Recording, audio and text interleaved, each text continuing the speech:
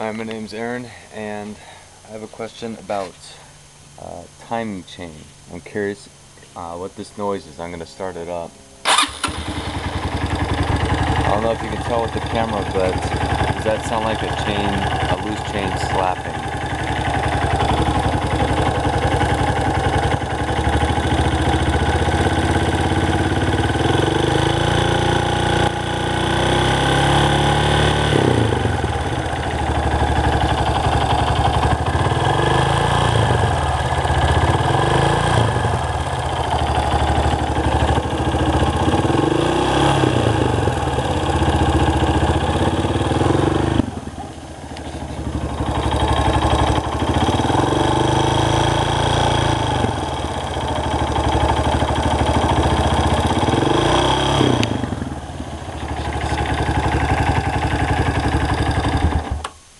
I suppose it could be some valves, but I've already done a valve job on there, and it's all matched up. The seats were good, so I can't imagine it went bad that fast.